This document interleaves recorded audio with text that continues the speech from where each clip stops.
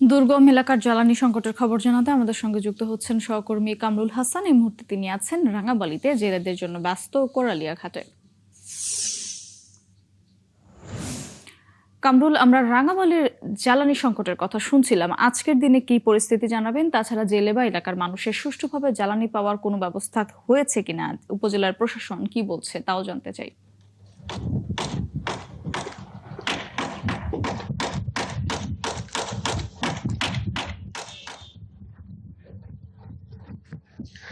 জি মৌটুসী, আপনি জানেন যে মধ্যপ্রাচ্যের যুদ্ধ পরিস্থিতির অজুহাত দেখিয়ে অসাধু ব্যবসায়ীরা জ্বালানি তেলের দাম বৃদ্ধি করেছে এবং পেট্রোল ও অকটেনের পাশাপাশি কেরোসিন ও ডিজেলের দামও বৃদ্ধি করা হয়েছে, যার কারণে বিপাকে পড়েছেন উপকূলীয় দ্বীপ উপজেলা রাঙাবালির জেলেরা। তারা বলছেন যে ডিজেলের দাম বৃদ্ধি করার কারণে তারা অনেকটাই এই মুহূর্তে বিপাকে রয়েছেন। জেলেরা বলছেন, আগে যেখানে একটি ট্রলার নিয়ে সাগরে যেতে নির্দিষ্ট পরিমাণ ডিজেল লাগতো, এখন সেই একই যাত্রায় খরচ বেড়েছে কয়েক গুণ।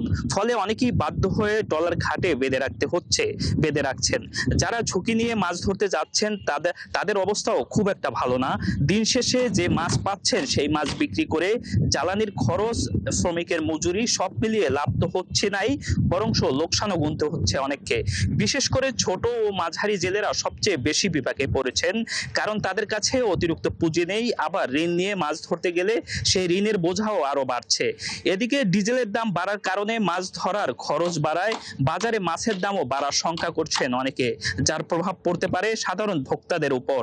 জেলেদের দাবি, দ্রুত জ্বালানির দাম সহনীয় ব্যবস্থা করে এই পেশা ধরে রাখতে পারে, এই ব্যবস্থা করা হোক। অনেকেই ইতিমধ্যে পেশা পরিবর্তনের কথাও ভাবছেন। সব মিলিয়ে বলা যায় যে ডিজেলের দাম বৃদ্ধি শুধু জেলেদের জীবিকায় হুমকির মুখে ফেলেনি, বরং উপকূলীয় অর্থনীতি, খাদ্য সরবরাহ ব্যবস্থার উপরও নেতিবাচক প্রভাব ফেলেছে।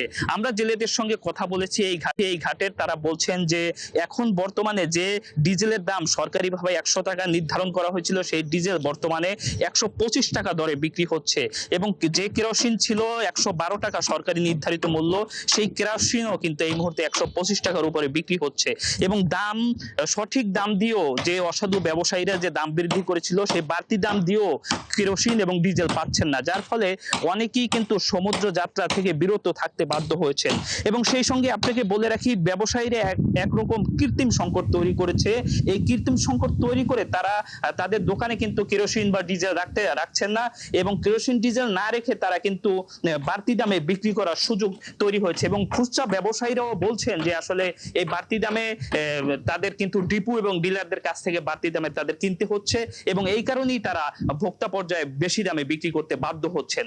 এই ছিল আসলে জ্বালানি তেলের পরিস্থিতি নিয়ে রাঙাবালি থেকে আমার কাছে সবশেষ। মৌটুসী, ধন্যবাদ কামরুল আপনাকে। দর্শক, রাঙাবালি থেকে যুক্ত ছিলেন কামরুল হাসান।